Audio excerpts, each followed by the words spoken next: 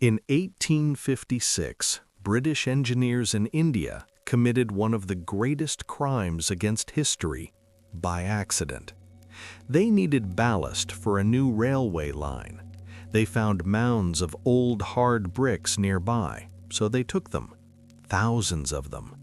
They smashed them and laid them under the tracks. What they didn't know was that they were dismantling the ruins of a lost metropolis. They were literally using a 4,000-year-old civilization to build a train station. But when archaeologists finally looked closer, they realized something impossible. These weren't just primitive ruins. Beneath the dust lay a civilization that broke every rule of ancient history. While the Egyptians were dragging stones to build tombs for dead pharaohs, these people were building a grid system metropolis for the living. While London in the 1800s was drowning in sewage and cholera, this civilization, 4,000 years earlier, had flush toilets and a city-wide drainage system. They controlled an area larger than Western Europe. They had a population of 5 million. But here is the part that keeps historians awake at night. We have found no palaces, we have found no temples, and in 700 years of existence, we have found almost no evidence of war. No mass graves with weapon wounds, no glorious statues of conquering kings. It looks like a utopia, but we know utopias don't exist. So who were they? How did they achieve a level of peace that modern humans can only dream of? And why, after 2 millennia of success, did they simply evaporate? Today, we are going to solve the biggest cold case in human history. This is the mystery of the Indus Valley. And before we begin our journey, I'd love to know where you are joining us from tonight and what time it is for you. It's always fascinating to read through the comments and see how far these stories travel across the world, so let me know below. In the middle of the 1800s in British India, the past didn't get uncovered. It got hauled away in carts. Railway builders needed ballast, fast and cheap, and near a village called Harappa, they found these baked bricks, hard, uniform, basically ready-made. So they did what any crew under pressure would do. They took them, they broke them, they packed them under the tracks. It wasn't sabotage, it was efficiency, and that's what makes it sting. One of the earliest great cities in South Asia was turned into railway fill because it looked like good building material. Harappa didn't even look like a ruin the way people imagined ruins. It looked useful. Locals had reused those bricks for generations too. If you live near an ancient mound, you don't automatically treat it like sacred history. You treat it like a handy supply pile. The difference was scale. The railways scaled everything up, including destruction. And for a while, that was the end of it. Mounds on the horizon, bricks disappearing, no big alarm bells. But history has a habit of leaving little clues behind, and Harappa left one of the best: seals. Small, square pieces of stone with an animal carved on them and a short row of strange signs. In the 19th century, early surveyors like Alexander Cunningham noticed them. He didn't crack anything. He couldn't. Nobody could. But he did something important. He wrote down that the signs didn't match anything known. That's the moment the story starts to feel like a cold case. You've got evidence, you've got a weird language-looking thing, and you've got no way to read it. Still, the intellectual world at the time didn't have room for what Harappa was. People had a mental map of South Asian antiquity built mostly from texts, dynasties, and monuments they already recognized. A massive Bronze Age city with its own script? That wasn't on the map. So the seals stayed curiosities, the mounds stayed mounds, and the railway line went down like nothing important was happening. Then the 1920s hit, and suddenly the mounds start behaving like a civilization. Under the Archaeological Survey of India, excavations at Harappa begin in 1920-21, and in Sindh, at Mohenjo-daro, another team starts pulling up the same kinds of bricks, the same kinds of pottery, the same style of seals with the same stubborn little signs. This is the key moment. It's not one odd site anymore. It's a pattern across a huge region. Two places hundreds of miles apart are speaking the same material language. Standard bricks, shared weights and measures, shared iconography, shared script. That's when you stop saying ruins and start saying culture, system, civilization. And it lands like a slap to the old story people told about early history. Because now you've got cities in the 3rd millennium BCE in South Asia that look planned, organized, and confident. Not experimental, not half-formed, real cities. That forces a reset. For a long time, many histories, especially colonial-era ones, treated the subcontinent's beginning as something tied closely to later religious texts and later political states. The Indus cities don't fit that schedule. They push the timeline back and they change the category of what early South Asia even means. And here's where the discovery gets genuinely eerie, because the first big impression is not a pharaoh, not a palace, not a heroic inscription announcing a king's greatness. The first big impression is civic life. Streets that run straight, neighborhoods laid out with intention, brickwork so consistent you start wondering who enforced the standards. And then the uncomfortable question shows up immediately, like it's waiting for you. Where are the obvious rulers? In Egypt, power advertises itself. In Mesopotamia, it writes long, loud texts about itself. In the Indus world, at least in what we've found so far, power doesn't show up wearing a crown in stone. It shows up in organization, in consistent building practices, in an administrative feel without the bragging. That absence becomes part of the mystery from day one, and it's also what makes the whole thing so hard to explain with the usual ancient world template. Most early civilizations come to us with names of kings, wars, temple economies, and inscriptions spelling out who did what. The Indus cities come to us with drains, seals, weights, and silence. Not empty silence, busy silence. The kind of silence you get when a society leaves you the evidence of its daily habits, but not its speeches. So the accidental discovery isn't just a funny tragedy about engineers stealing bricks. It's the opening scene of a bigger puzzle. A civilization big enough to build cities across an area larger than many ancient empires, sophisticated enough to standardize production, connected enough to share symbols across long distances, and yet, when it steps back into our world, it refuses to introduce itself the way other ancient civilizations do. No royal bragging, no readable archives, no clear throne room to point at and say, "That's the center." Just a hard brick under a railway track and a small seal that won't tell you its name. That's why this story grabs people, because it doesn't start with a triumphal announcement. It starts with a mistake, and then a realization, and then a question that stays open. What kind of civilization can be this advanced and still keep its face hidden? Walk into Mohenjo-daro in your head for a second. Not the museum version, the lived-in version.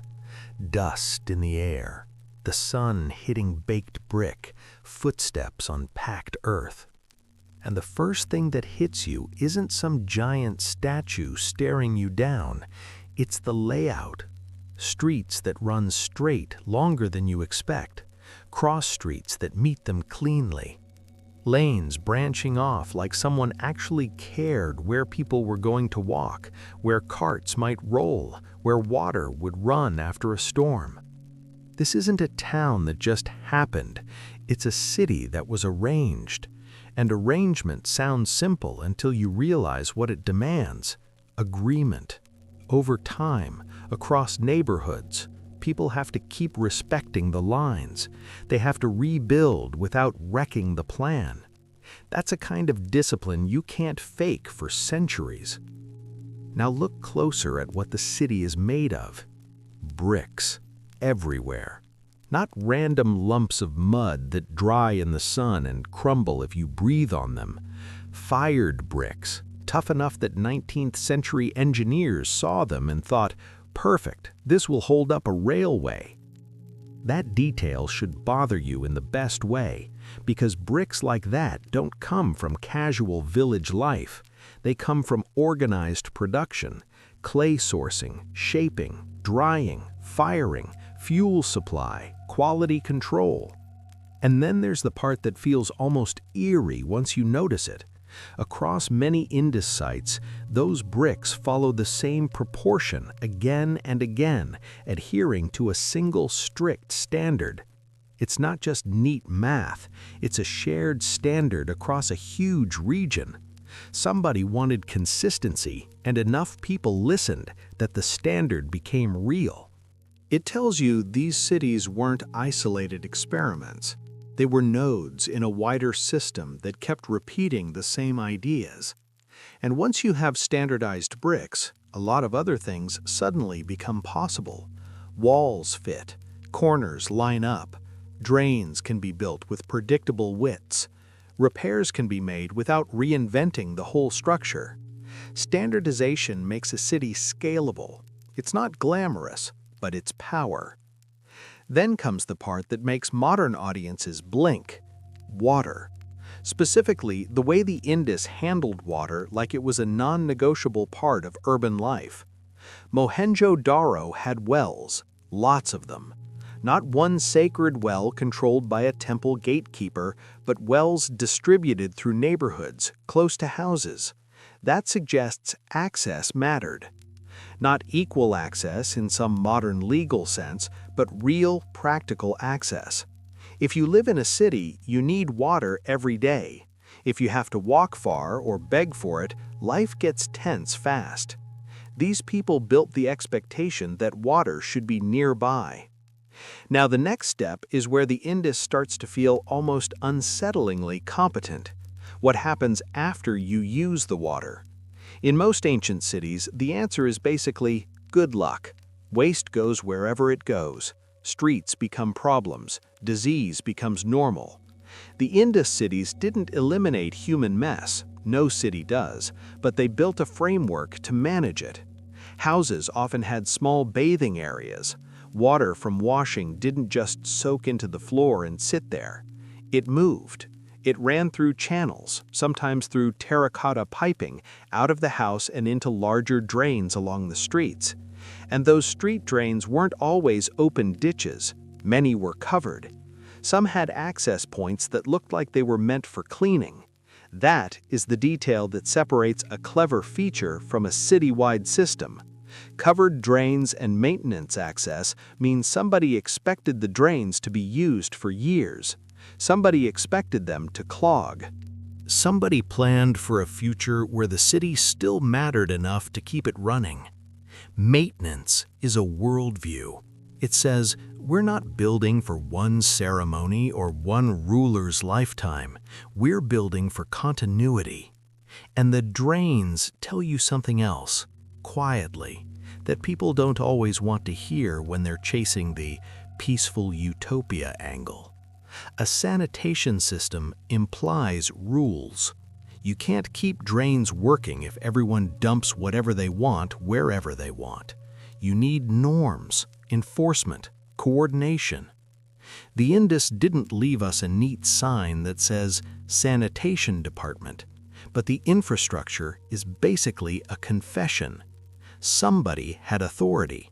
Somebody organized labor. Somebody made choices that affected everyone. It may not have looked like a pharaoh on a throne, it still shaped behavior. Then there's the Great Bath, the structure everyone remembers because it feels cinematic. A large, carefully built tank with steps descending into it, made watertight with layered construction and fitted with drainage. It sits in a prominent area, not hidden like a private luxury. And there's no label telling us exactly what happened there, so the building has to speak for itself. It looks communal. It looks controlled. It looks like water wasn't just a household utility, it had social weight. Many scholars lean toward some kind of ritual bathing because building something this labor-intensive for shared use usually means it mattered beyond simple hygiene. But even if you strip out the ritual idea completely, the point remains. A public water structure like that requires planning, materials, skilled labor, and the willingness to invest in something that doesn't directly produce food. That's a confident society. Now, step out of the public spaces and back into the houses, because the Indus story keeps coming back to domestic life. The homes aren't palaces, they aren't flimsy huts either. Many were built around courtyards with a sense of inward-facing privacy. Entrances often don't throw you straight into family space. That suggests people thought about heat, noise, daily routines, who sees what, who moves where. It's not modern, but it's intentional. And when you line that up with water access and drainage, you start to see a pattern. The Indus built an urban world where the baseline quality of life mattered, not just for elites, not just in a ceremonial center, in the ordinary rhythm of a neighborhood. And that's a strange kind of monument, because it doesn't shout, it just works. One more piece clicks into place here: weights and measures. Indus sites have standardized weights, often in clean ratios, and that matters because it points to regulated exchange. Trade doesn't run smoothly if every merchant uses a different standard and every deal turns into an argument. Standard weights are a quiet sign of a system that expects fairness, or at least predictability. Pair standardized weights with standardized bricks, and you get a clearer picture. These cities weren't only well built, they were governed by routines that made large-scale life possible. And here's the darker edge that makes the story feel real instead of mythical. Systems like this can fray. When a city is healthy, maintenance is invisible. When it begins to struggle, maintenance becomes the first thing you notice slipping. A drain that isn't cleared, a covered channel that collapses, a street that gets built over because someone needs space and nobody stops them. These are small changes that add up, and later they're going to matter when the Indus cities start to thin out. But right now, in the high point of the urban era, the engineering speaks to something simple. These people understood that civilization is mostly plumbing, measurement, and cooperation. Not sexy, not heroic, but incredibly hard to pull off across thousands of households. So when someone asks, how advanced were they? The best answer isn't, they had a famous bath. The best answer is, they built a city where water came in, waste went out, streets stayed passable, and standards held across a region big enough to swallow the imagination. And if that's true, if they could coordinate all of this, then the next question gets sharper, almost inevitable. Who was coordinating it, and where are they hiding in the evidence? Picture what an archaeologist expects to find in a Bronze Age great civilization. A palace complex, a throne room, monumental tombs, a big central temple where the whole city's economy gets funneled through priests and offerings. And then, just to make it extra obvious, a ruler's name stamped everywhere like a brand.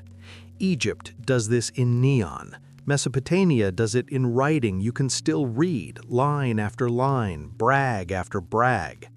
The Indus cities pull a different move. They give you size, planning, engineering, trade networks, and then they leave the spotlight empty.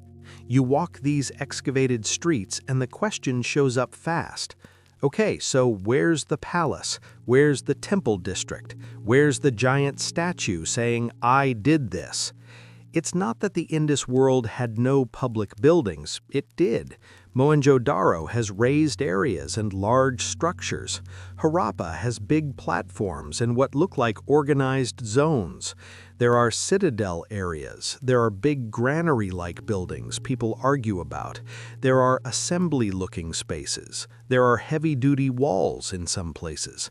But none of it lines up neatly with that familiar ancient pattern of one obvious royal center dominating everything.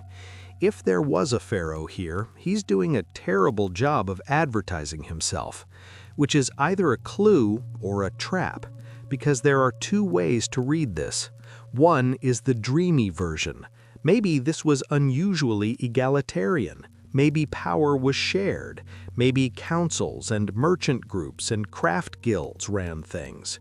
Maybe civic life mattered more than royal spectacle. The other is the colder version. Elites existed, absolutely, but they didn't build in stone the way Egypt did, or they didn't leave portraits the way Mesopotamia did, or they expressed authority through systems instead of monuments. Same outcome for us either way. The evidence doesn't hand us a king on a platter. It hands us organization without a face. And that's unsettling because it forces a different kind of question. Not who was the king, but what did power look like when it wasn't trying to look like a king? Start with the neighborhoods. The cities are full of solid houses, often surprisingly substantial. Sometimes multi-roomed, built for daily life. Some houses are bigger than others, some sit in better locations, some have more access to wells or have more complex bathing areas. That already tells you there were differences in wealth and status. Egalitarian doesn't mean identical. Even in a society that hates bragging, somebody has more space, somebody has nicer things. But the differences don't pile up into one obvious royal compound that screams, "This is where the top lives." Instead, the whole city feels distributed, like authority was woven into the fabric rather than perched on a single hill. Then you look for propaganda, and you basically don't find it. No carved victory scenes, no royal lists, no giant inscriptions declaring that the ruler conquered the East and the West. That's not proof of peace, it's proof of a culture that didn't carve its identity into that specific style of brag. And yes, the Indus world had art, it had figurines, it had seals with animals so carefully carved they still look sharp. But the imagery is mostly not about war and domination. It's animals, symbols, human figures that feel more private than imperial. That famous priest-king statue from Mohenjo-daro is the best example of how badly we want a ruler. It's a small sculpture of a bearded man with a patterned robe, calm expression, broken in places. Early excavators looked at it and basically said, "Great, here's our guy, priest king, problem solved." But priest king is a label that pretends to be a fact. He could be an elite, he could be a ritual specialist, he could be a respected elder. He could even be a portrait of a type rather than a specific person. The sculpture doesn't come with a name tag, it comes with our hunger for one. So what do you do when you don't have a king-shaped answer? You follow the systems. The Indus cities show intense standardization, bricks in consistent ratios, weights that line up across sites, city planning principles that repeat across long distances. That kind of consistency is authority in action. It means somebody set standards, somebody taught standards, somebody enforced standards, or at least rewarded the people who followed them. Maybe it was a state in the traditional sense. Maybe it was something looser, a network of powerful families, merchant coalitions, professional administrators, religious specialists. But the point is, the coordination is real. It's hard to pull off, and it doesn't happen by accident. A lot of people like the merchant republic vibe for the Indus because it fits what we see: trade tools like seals, standardized weights, craft specialization, urban planning aimed at function. It's tempting to imagine city councils and guild leaders and warehouses and a sort of ancient corporate order. And maybe some of that is true, but there's a caution here. Merchants don't run a city just because they're nice. They run it because they have leverage, because they control flows of goods, because they control credit, because they control access. A trade-centered society can still be sharp-edged. It can still have inequality. It can still have coercion. It just expresses it differently, not with giant statues of kings, maybe, but with rules that decide who gets access to what, who can stamp what with a seal, who can measure and certify and approve. That's power, too. Then there's the war question, and this is where the Indus gets almost suspiciously quiet. Compared with many contemporaries, there's relatively little evidence of a militarized culture, fewer obvious weapons in the record, fewer fortifications billed as pure war machines, fewer scenes of violence. It's not weapon-free. You find arrowheads, you find spears, you find knives. You do not find a world screaming, "We are warriors." And you definitely don't find the classic ancient state obsession with putting war on display as a moral virtue. So what does that mean? A few possibilities sit on the table at once. One, they really did avoid large-scale warfare most of the time, maybe because trade networks made stability more profitable than conquest. Two, they fought, but not in ways that left a heavy archaeological footprint, or not in ways that got turned into art. Three, a lot of the evidence hasn't survived, or hasn't been found yet, or sits in parts of sites still unexcavated. The honest answer is that the Indus doesn't give us a clean, pacifist utopia stamp. It gives us a mismatch: huge cities, huge coordination, and a strangely low volume of military self-advertising. That mismatch is the interesting thing, because when a society doesn't scream about its kings and its wars, it doesn't automatically mean it had none. It means it chose different signals.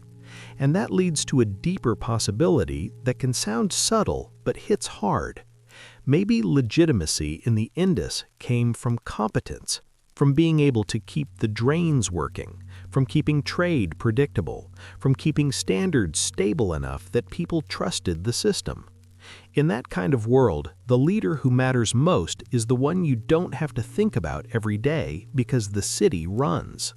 And if you've ever lived in a place where things don't run, where water cuts out, where trash piles up, where nobody fixes anything, you understand how powerful "it just works" can feel. That kind of legitimacy doesn't need a statue. It needs results. Still, someone is making decisions. Cities don't align themselves. Drains don't organize their own maintenance.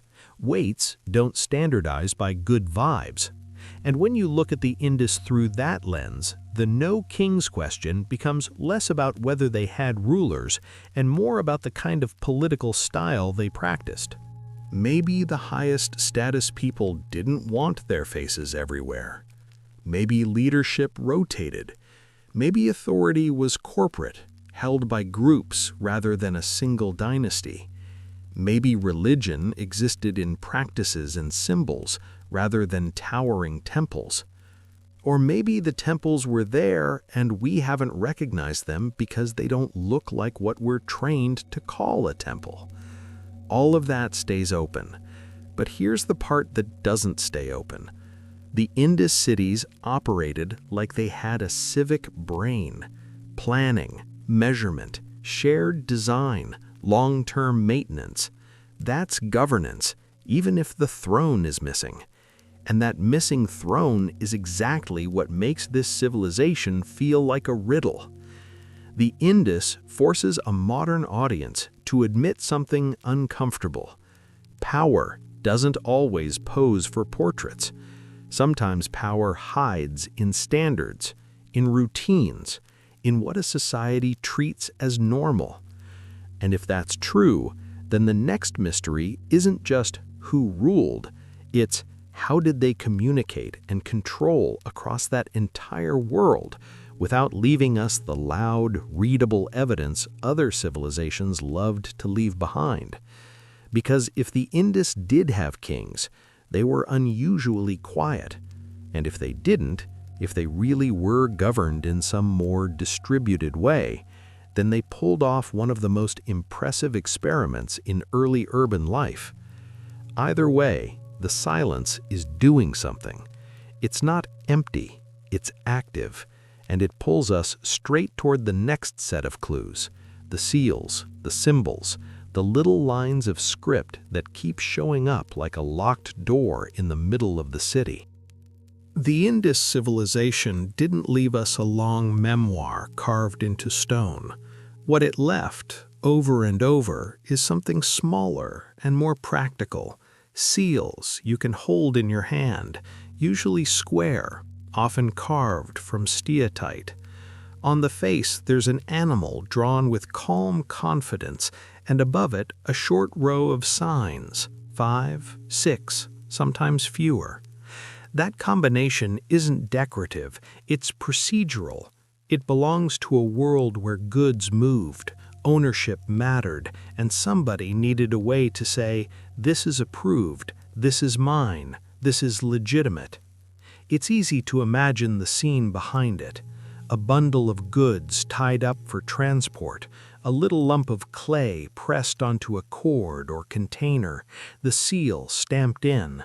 The mark is now a promise, a shortcut for trust in a busy system. The animal that shows up most is the so-called unicorn. The name is convenient and misleading. It's not a fantasy horse. It's a strong animal in profile with one long horn, often with a strange object in front of it that looks like a stand or a vessel.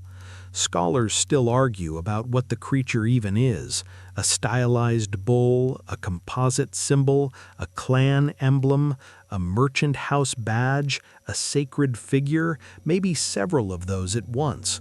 Nobody can prove the meaning, but its dominance is the point. When one symbol floods a civilization's official objects, it's doing real work. It's a sign people recognized fast. The script above these animals is the locked door. The Indus Script, sometimes called Harappan, remains undeciphered, not because people haven't tried, people have been trying for a century, but because the evidence is the worst possible shape for cracking a writing system. The texts are extremely short. There's no long archive of contracts, myths, letters, or royal boasts, and there's no bilingual key, no artifact that gives the same message in Indus signs and in a script we can read, no Rosetta Stone moment. On top of that, the script doesn't clearly evolve into a later, readable descendant we can trace with confidence. Even so, it has structure. Many inscriptions appear to run right to left. Certain signs show up in positions that feel like openings or endings. Some sequences repeat like formulas. That fits a world where seals are doing administrative work: identity, categories, quantities, authorization. But it also feeds the central fight that never really goes away. Are these signs encoding a spoken language, or are they a tighter sign system used mainly for trade and administration? That's where AI becomes genuinely useful, as long as it's not oversold. Nobody has a magic neural network that translated the Indus script into English. That hasn't happened.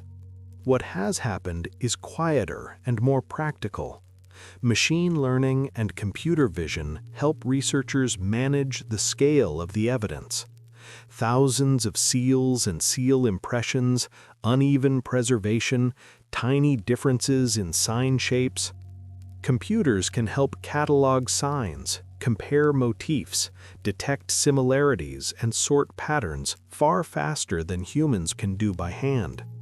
There are recent academic projects using deep learning to archive Indus signs and motifs from images, and computational tools designed to make the inscriptions more searchable and statistically testable. That doesn't crack the code, but it upgrades the investigation. It turns a mountain of scattered artifacts into a dataset you can actually interrogate. And it also exposes the hard truth. Even with better tools, the core limitations stay the same. Short texts, no bilingual, no long archive. The machine can sharpen the questions, but it can't conjure missing evidence. And the fact that this still matters today isn't some museum-only obsession. In 2025, the Tamil Nadu government announced a $1 million prize for anyone who can decipher the Indus Script. That's a modern society putting real money on an ancient silence, basically saying out loud, we still want this voice back. The language debate stays open for the same reason. You'll hear Dravidian versus Indo-European arguments, and sometimes the conversation gets heated because modern identity loves to grab ancient history. The responsible position is simpler. There are competing hypotheses, and without decipherment, none of them can be confirmed the way we'd like. So the seals sit there in a strange place between intimacy and distance. They feel close because they're everyday objects, stamps, labels, promises made in clay, and they feel distant because the line of signs above the unicorn still won't speak. The Indus didn't leave us their epic poetry, they left us their paperwork. And until we can read even one seal with confidence, we're forced to reconstruct the civilization from its habits, what it standardized, what it traded, what it chose to repeat, and what it never bothered to shout. It's tempting to picture the Indus world as a self-contained mystery, sealed off behind deserts and mountains, doing its own thing, unknown to everyone else. The dirt says otherwise. So do the neighbors. In Mesopotamian texts, a place called Meluhha shows up as a trading partner, the kind of name that appears when a foreign region becomes familiar enough to matter economically. A lot of scholars connect Meluhha with the Indus region because the goods and the archaeology line up too well to ignore. And the goods are the fun part, because they're so specific. Carnelian beads, ivory, exotic woods, metals and stones. Not just raw stuff you scoop off the ground, but finished items, objects that imply workshops, specialists, and quality standards.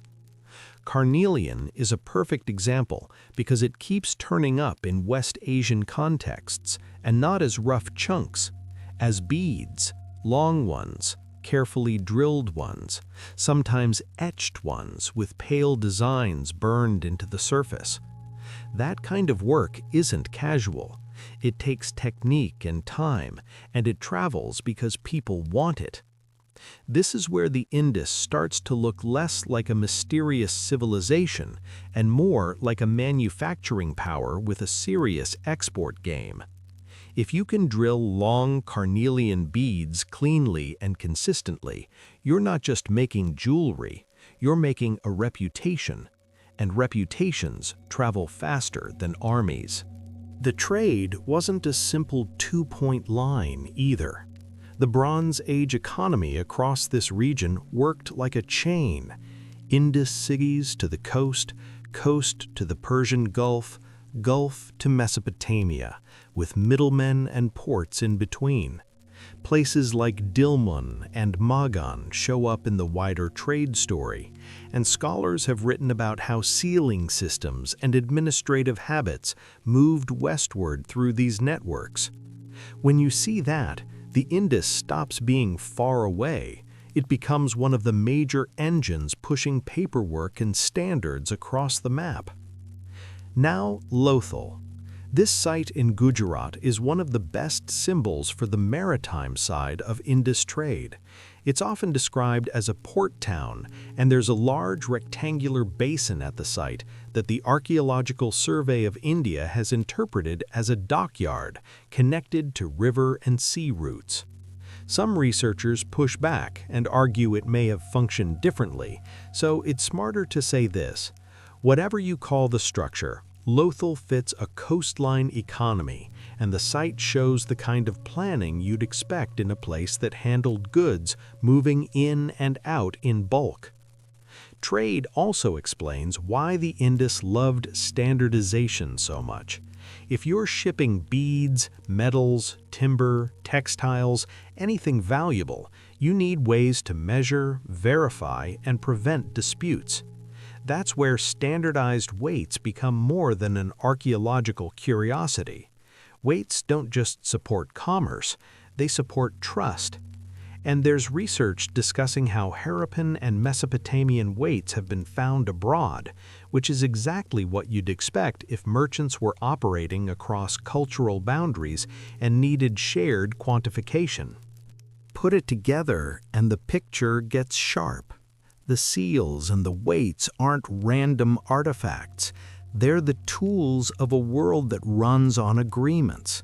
This shipment is sealed. This amount is verified. This maker is known. This deal is real.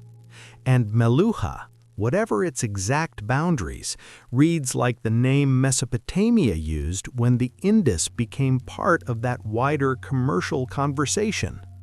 There's also a quiet emotional punch here, because when a society is deeply tied to long-distance trade, it becomes both strong and fragile.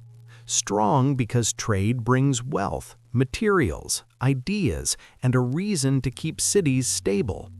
Fragile because trade depends on routes, rivers, seasons, and trust staying intact. If the climate shifts, if river courses change, if ports silt up, if demand drops, if intermediaries reroute commerce, cities feel it fast. The Indus built a world that could move goods across thousands of miles. That's incredible. It also means that when the networks start thinning out later, the whole system is going to feel it in the most basic places: workshops, warehouses, streets, drains, and homes. Around 1900 BCE, the Indus world starts doing something that feels, at first, almost ordinary. Cities don't get erased overnight, they start looking tired. Archaeologists see it in the small stuff: drains that aren't kept as clean, street layouts that get messed with, repairs that look quicker, cheaper, less standardized than before. Trade goods show up less often. The big, confident urban rhythm, planned blocks, heavy infrastructure, strict standards begins to loosen. And that's an important point. This isn't a movie collapse. No single last day of Mohenjo-daro. It's more like a long unraveling, uneven and messy, with different regions shifting at different speeds. For a long time, one explanation dominated popular storytelling: invasion. The old Aryan Invasion picture, especially in earlier colonial scholarship, imagined violent newcomers smashing the cities, leaving piles of dead, ending the story in blood. Mortimer Wheeler is often tied to that dramatic framing. But when you ask the simplest, most brutal archaeological question, where is the evidence of a city-wide conquest, the answer is uncomfortable for that narrative. A famous critique is blunt: If there was an invasion on that scale, you'd expect clear traces, burned fortresses, masses of weapons, widespread destruction layers, bodies showing consistent trauma. After extensive excavation, that kind of evidence just isn't there in the way the invasion story needs it to be. Even the so-called massacre claims at Mohenjo-daro don't form a clean picture of a single violent event. Research discussions have long treated the massacre claim as shaky and overinterpreted. So if it wasn't a neat military wipeout, what was it? The strongest explanation today is climate stress, specifically long-term shifts in rainfall and river behavior that made the old urban model harder to sustain. Indus cities depended on water predictability, not just for drinking, but for agriculture, craft production, transport, and trade routes. If water becomes unreliable over decades, then the city stops being an advantage and starts becoming a liability. And this is where recent climate research gets very specific. A 2025 paper in Communications, Earth and Environment argues that the Indus region experienced successive major droughts, each lasting longer than 85 years, and that these prolonged droughts likely played a key role in the civilization's slow decline. Reporting based on that work emphasizes the same core idea: not one climate event, but repeated long droughts that kept returning, wearing the system down. Think about what an 80 to 160-year drought window means in human terms. That's not a bad season. That's an entire lifetime where the baseline is drier and less predictable. You can adapt for a while, shift crops, change planting schedules, move herds, lean on trade. But if the stress keeps coming back, cities built on stable surplus start losing their edge. Then there's the river story, which matters because the Indus civilization wasn't one river and one valley. It was a network shaped by multiple water systems. Changes in monsoon strength and rainfall can shrink rivers, change flood patterns, and push channels to migrate. Some discussions focus on the weakening monsoon and the decline or reorganization of river systems like the Ghaggar Hakra as part of this broader transformation. Once rivers become less reliable, trade routes wobble too. River transport gets harder. Coastal shipping can still work, but the inland network weakens. Craft production suffers because raw materials and customers become less predictable. Standardization becomes harder to enforce when the wider system stops rewarding it. So what happens next isn't extinction, it's de-urbanization. People don't vanish, they relocate. Big cities thin out, and smaller settlements become more important. Populations shift toward regions with more dependable water and farming conditions. The urban model, dense, infrastructure-heavy, coordinated, gives way to a different kind of life. Smaller communities, more local production, fewer long-distance links. That's not a fall in the moral sense, it's a strategic change under pressure. And it also explains why the end feels so frustrating to study. When a city is destroyed violently, the archaeological signature can be dramatic. Burn layers, sudden abandonment, broken things left in place. When a city is gradually left behind, people take their valuables, reuse materials, and drift away in steps. The ground records that kind of departure in quiet ways. So the Indus case doesn't read like Pompeii, it reads like a long retreat from the urban experiment. The haunting part is that the Indus world had already proven it could run complex systems: water management, standards, trade, planning. That's exactly what makes its decline feel like a warning from deep time. Even a highly organized society can be pushed into transformation when the environmental baseline shifts for generations. The cities weren't necessarily defeated. They were outlasted by conditions that made city life less worth it. And when that happens, the greatest loss isn't bricks or streets. It's the kind of life that only cities can support. Dense specialization, broad networks, shared infrastructure.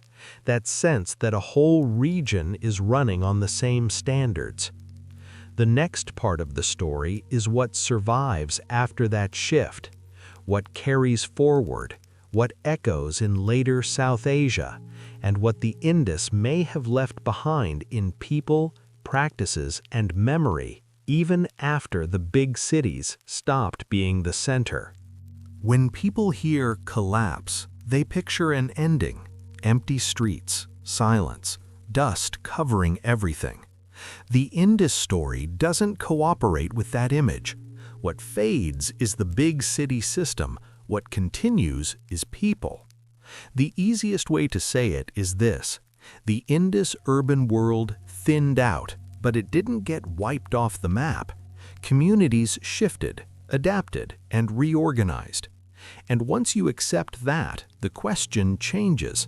It's no longer where did they go? It becomes what did they carry with them? Some of the clues are cultural, but you have to handle them carefully because this is where modern imagination runs wild. There are objects and motifs in the Indus record that look familiar to later South Asian eyes.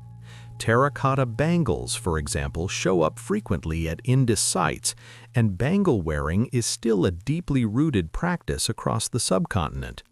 Certain symbol types, like the swastika motif, appear in ancient South Asian contexts later on, though you never want to imply a straight, simple line of meaning across millennia. The same symbol can travel and mutate. It can shift its associations completely. But continuity isn't always about identical meaning. Sometimes it's about the survival of a habit of marking the world with certain shapes.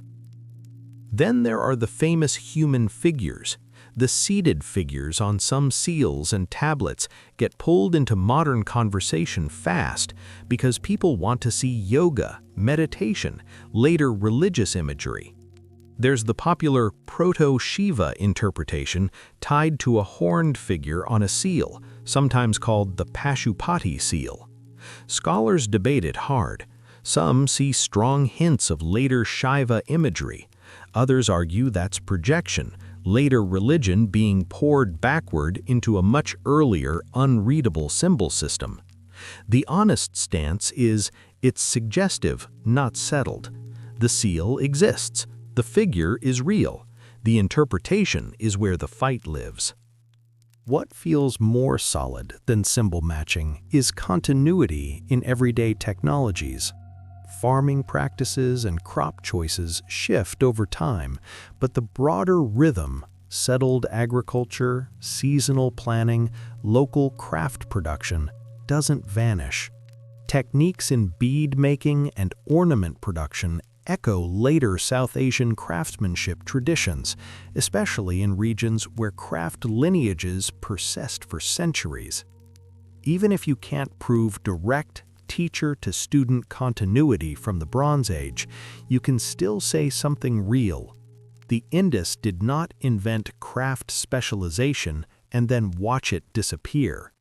South Asia remains one of the world's major regions of artisan production in later periods, and the Indus sits deep in that ancestry of skill.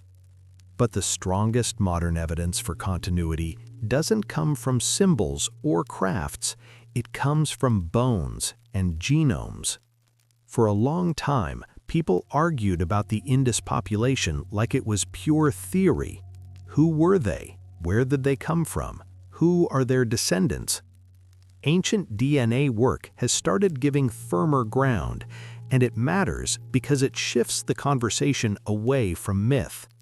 A major 2019 study analyzed ancient DNA from South and Central Asia, including an individual from a site linked to the Indus Civilization cultural sphere.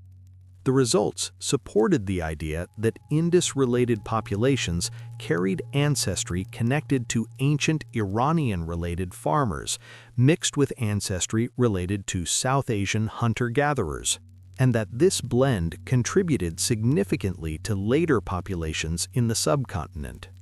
In other words, the Indus weren't a dead-end branch, they're part of the living ancestry of South Asia. This also explains something historians have noticed for years without genetic proof. You don't see a clean cultural reset after the cities thin out. You see transformation. Local traditions continuing in altered forms, new elements arriving and mixing over time. The later Vedic world, the later urbanism of the Ganges Plain, the rise of new political states, those developments happen on top of a landscape already shaped by earlier populations and earlier habits. The Indus is one of the deep foundations under that. There's a quiet emotional point here that lands well if you let it sit. The Indus people were not mysterious to themselves. They had names for their rivers, jokes, arguments, love stories, routines. Their kids got sick and got better. Somebody complained about the heat. Somebody worried about the price of grain. That everyday humanity doesn't leave dramatic monuments, but it leaves descendants. It leaves ways of living that don't vanish just because the biggest cities stop being the center. And if you want one final way to frame the legacy, it's this. The Indus civilization shows that South Asia's roots are not only textual. They are urban, they are technological, they are commercial, they are environmental, shaped by monsoons and rivers and the need to manage water. Later South Asian history doesn't begin out of nowhere. It rises out of a long, complicated background where the Indus was one of the first major experiments in how to build a dense, organized, cooperative world. So even though we can't read their script, the Indus didn't leave nothing. It left a blueprint for life in the subcontinent. Settlement patterns, craft traditions, symbols that echo, and, most concretely, people. The cities may have declined, but the civilization didn't simply disappear. It changed form. It moved. And the modern world, in ways we don't always notice, is still standing downstream from it. There's a reason this story sticks. It isn't just the mystery, it's the feeling that the Indus is holding up a mirror and the reflection is uncomfortable. Because think about what they pulled off. For centuries, they ran big cities on standards, bricks that match, weights that match, streets that stay aligned, drains that actually work. They built a civilization that seems to have valued competence and coordination more than spectacle. And then, after a very long run, the urban system thinned out. Not because someone forgot how to build, not because a single dramatic villain rode in and hit delete, more like the ground rules shifted under their feet. Water patterns, river behavior, the reliability of the monsoon, and the city stopped being the smartest way to live. That's the first message, and it's blunt. Stability is not a personality trait. It's a relationship with the environment. If that relationship changes for long enough, even a well-organized society gets forced into new shapes. The second message is about what we choose to glorify. A lot of ancient history is written through kings who wanted to be remembered. They built their memories into stone. The Indus didn't do that in the same way. Their monuments are streets and sewers and standardized measures. They didn't leave us a 1,000-line inscription saying, "I am great." They left us infrastructure that says, "We intend to keep living here." That should change how you think about civilization, not as a parade of rulers and wars, but as a set of invisible systems people agree to maintain. When those agreements hold, life feels normal. When they break, everything gets loud fast. And then there's the third message, the one that keeps historians restless. Silence doesn't mean emptiness. The Indus is silent because the script won't translate, not because the people had nothing to say. Every seal is proof they communicated. Every repeated sign is proof the message was understood by someone. That's the painful irony. We're not staring at randomness. We're staring at meaning we can't access yet. It also means the case is still open in a very real sense. New sites are still being found. Old collections are being reanalyzed. Computational tools are getting better. Climate science keeps adding detail to the collapse story. Genetics keeps sharpening the picture of continuity. This isn't a dead field, it's active. The Indus keeps changing shape as evidence changes shape. So what do we do with this beyond the fascination? 1. You stop treating collapse as a moral failure.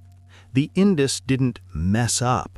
They adapted, they moved, they shifted into smaller communities when the old urban model became too costly. That's not weakness, that's survival logic. 2. You take the climate angle seriously without turning it into a slogan. The Indus didn't fall because of one storm or one drought. The best evidence points toward long-term shifts, patterns that lasted long enough to reshape settlement choices over generations. That's what makes it feel modern, not because ancient people were the same as us, but because environmental pressure still pushes human systems in predictable ways. Migration, economic change, political strain, the shrinking of long-distance networks. 3. You rethink what progress looks like. The Indus had working sanitation in major cities thousands of years before many later societies managed it. History isn't a straight staircase, it's a landscape with advances, reversals, reinventions, and losses. Sometimes the future forgets things the past already knew. And then, at the end, you come back to the script, because that's the unresolved nerve in the story. Somewhere in those short lines of signs, pressed into clay with total confidence, there are names, titles, maybe prayers, maybe trade terms, maybe jokes. There's a whole social world compressed into symbols we can't yet read. So the Indus leaves one last message, even without translation: humility. The past is bigger than our narratives, bigger than our timelines, bigger than our need for neat endings. A civilization can be vast, sophisticated, and deeply influential, and still resist being fully understood for 100 years after its rediscovery. That's not because it was magical. It's because evidence is uneven and history is patient. And that's the closing thought that lands best, because it's true and it doesn't need exaggeration. The final part of the Indus story is still unwritten in our language. The seals are still waiting. The code is still there. And when it finally opens, if it opens, the Indus won't just become clearer. It will change how we tell the story of the ancient world all over again. Thanks for watching. If you want more deep history like this, you know what to do. Subscribe, and I'll see you in the next one.